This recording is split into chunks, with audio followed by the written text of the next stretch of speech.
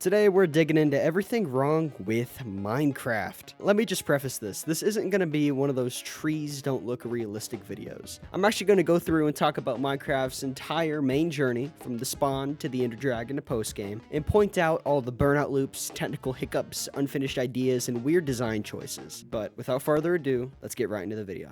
So to start off, the spawn is random. It could be a plains biome, a desert, could be right on top of a mountain. Now it's charming the first few times, right? But after your 10th world, you're basically just speed running the punch the tree, craft planks, and make tools route, that same basic routine that you do in every Minecraft world. Now let me just say, I understand why it's a thing, right? But without any meaningful variation, it can make the game just feel kind of mundane and repetitive at times, especially whenever you're wanting to start out on a new world. Now that's not true for everyone. I actually know a lot of people that really enjoy the early game of Minecraft, but for most people, they don't enjoy the process, and it can actually stop players from logging back in and playing again after a few years just because they don't have to go through that grueling intro process. Moving on to the inventory, there's a lot of issues. There's no auto sort, there's no craft all button, there's no nothing. This is forgivable back in 2011, but in 2005, it's just clunky. Mojang has repeatedly teased inventory quality of life updates in the snapshots, but they're always half steps, and it's never fully what we need. I mean,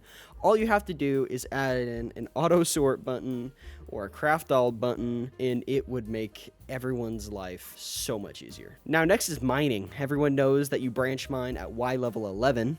For a lot of people, this is where the enthusiasm actually dies. The game becomes too repetitive, and it almost feels like more of a job than any fun. Now, I think a big issue for that is because it has been a major part of the game since it even first came out. Everyone knows that you have to mine at a certain Y level. Now, that did get changed in 1.18's cave overhaul update. They did change that around, which it was a nice refresher, don't get me wrong, but I don't think it's what we needed. I don't think diamonds should be specific to one level. I think they should be spread out throughout all of the caves. Keep the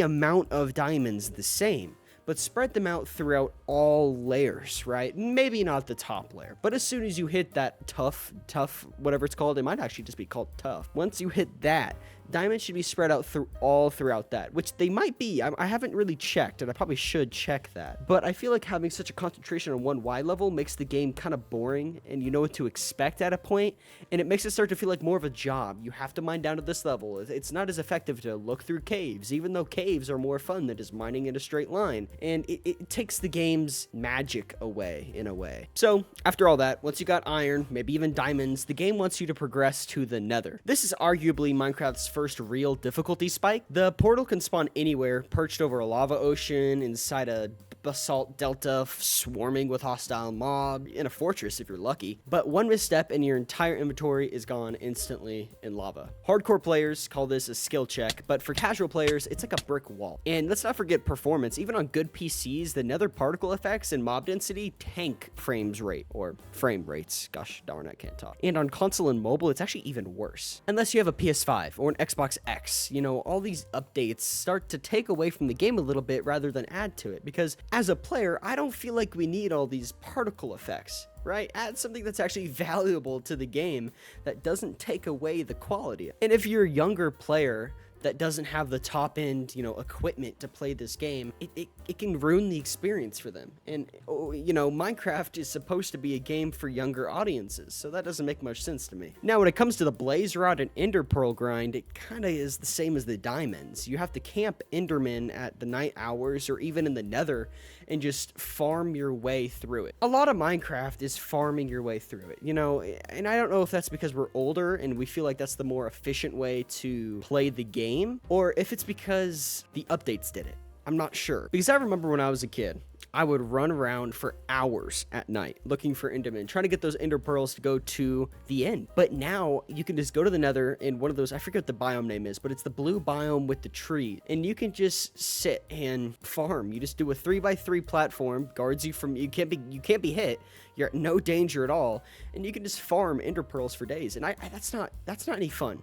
That shouldn't be a thing. And now I understand it from the perspective of speedrunning. You know, for speedrunning, they don't even do that half the time. They trade with piglins because you can automatically skip the blaze rod, the need for the blaze rod. But I understand that it's a fun addition, but players do take advantage of it, and it can take away from the fun. Now, with me saying that, it's not required to do it. You could still run around at night and hunt Enderman for hours, you know. It's not like the game is forcing you to, but it kind of feels like if you don't take the shortcut, it's a waste of time. And it would almost be better if that shortcut was never implemented. Next up is the strongholds. And I like the idea of the strongholds. I really do. But the Eyes of Ender breaking just doesn't make much sense to me. Because, like, why are they breaking? For one, you know, it's not like when they hit the ground they break, they just break in the sky. And I get it, it forces the player to do more of the grind, but the grind is not as fun as it used to be because there's so many easy ways to cheat and go around it. So I feel like that's kind of an outdated feature of the game, personally. Not to mention the stronghold is like a maze. I know that's the entire point, but half of it is useless. I feel like what they did with the woodland mansions, they should implement that into the strongholds. They need to update the stronghold. If the strongholds had more equipment, better equipment, more resources, maybe even different mobs specific to the stronghold, that would make it so much more interesting. I feel like that's a good idea. Now, finally, you get to the end. It's spooky and it's cool, but technically messy. The dragon's hitboxes have been weird ever since release. You know, sometimes arrows don't register, ender crystals occasionally don't break when you shoot them, and that could also go back to all of the new particle effects that they're adding and how it affects the performance on older generation consoles. And not to mention one of the most annoying parts of the Ender Dragon fight, Enderman. Now, I think they should be a thing. I do, because it makes the fight more challenging. But I feel like there should be less of them. There's way too many. I'm not gonna lie.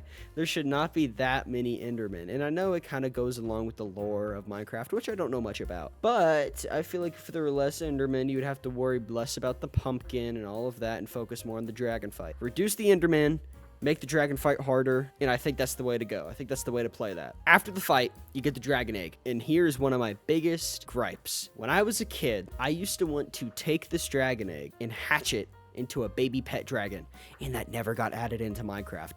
The dragon egg has zero purpose other than just a cool item to say, hey, I killed the dragon. And not to mention, you can't even break the dragon egg with like a pickaxe or anything. You have to do this weird roundabout way where you click on it, and then it teleports, and then you have to place it down, and then you have to break the block under it, then you have to place the torch and then break it so it falls, and then it's kind of like sand. The same idea how you collect a bunch of sand, you have to collect the dragon. And it becomes annoying. It really does. It truly does become annoying. Because an item that has zero purpose is so hard to get, and it almost can make the dragon fight feel like useless in a way. And I know a lot of players that never fight the Ender Dragon because there really is no purpose. And that leads me on to my next topic, which they tried to kind of fix that idea of it having no purpose with the end cities. And I feel like the end cities are a fun idea, but the equipment in the end cities is way too overpowered, because as soon as you get that equipment, you're overpowered. The game's over. There's no more the survival to the game. It's essentially creative. You can build whatever you want. You can build the farms you want. You can build the TNT dupers. You can build the sand dupers. You know, you can build the concrete dupers, all the dupers you could ever want in the world. There's just that much equipment. Not to mention you have to bridge across an endless void for 15 minutes to try to get to a city for it to only not have a ship. Now, for Elytra, I do like Elytra, because Elytra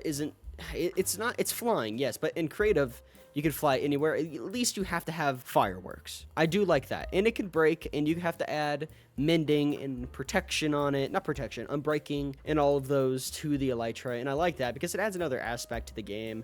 And for players that want to fast track through the game and play survival to build, or you're in hardcore, it's an essential item. It truly is. Now, this is a little bit different off topic from the end, but I want to talk about the villager mechanics, because trading is way too powerful, and essentially you build entire slave systems, which is just disturbing. We have 10-year-old kids in Minecraft creating slave trade systems where they're locking them in a 1-by-1 cage to work and to forcibly sell their products. And not to mention, you can cause a zombie to attack them and save them for them to lower their prices and like you more. It's like a game of twisted politics. It's insane. Now, I do like the way that they changed the villager trading system from how it originally was back when I played on the Xbox 360. It is a better system, but I feel like there should be more limits on it because, yeah, they added the limit where you could only trade so much, but I feel like there should be more of that limit. No, not more of that limit, less of that limit. Like, you should be able to trade less items before you hit that limit because there's so many players that are taking advantage of this, and it takes away any of the exploring aspect of it. You can just build a slave farm at your base, and that's all it is. And it's just, you never have to go look for enchanted books. You don't have to go grind for XP. All you have to do is create a stinking paper farm and then trade with villagers to get your emeralds, to get your mending books and all of that. And I feel like if you want to play the game that way, you should be able to play that game that way. But I do think it takes away from the original magic that Minecraft had when we were kids. Next, I'm wanting to talk about the updates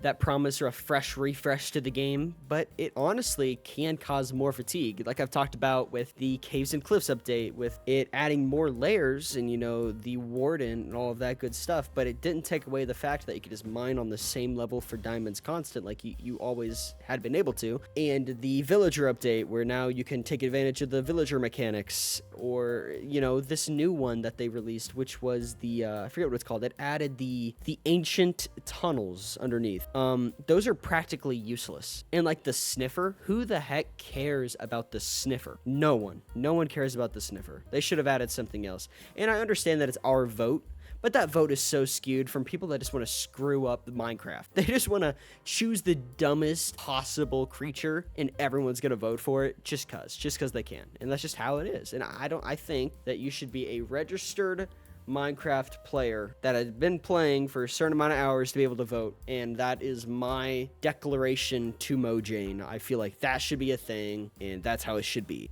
Wow, I'm really turning into politics with Minecraft. This is crazy. Now, I'm sure there's a bunch of things that I didn't cover in this video, and I'm not quite sure how long this video will be, but I'm assuming it'll be shorter. But with all that being said, I absolutely love Minecraft. Minecraft is one of my favorite games I've ever played, right behind Red Dead Redemption and all of Ghost of Tsushima. Ghost of Tsushima is another great game that I made a video on, which is kind of crappy. It was my first ever video. I was still learning how to talk into a mic, all that stuff. But I will say, nothing I said in this video should take away from the fact that Minecraft is a fantastic game. It's an amazing game. But it goes to show that even great games could be improved. If you enjoyed this video, thank you for watching. And remember to subscribe and like and comment. It really helps out my channel because I am a small channel and I do appreciate it. And I hope to see you in the next video. Bye bye.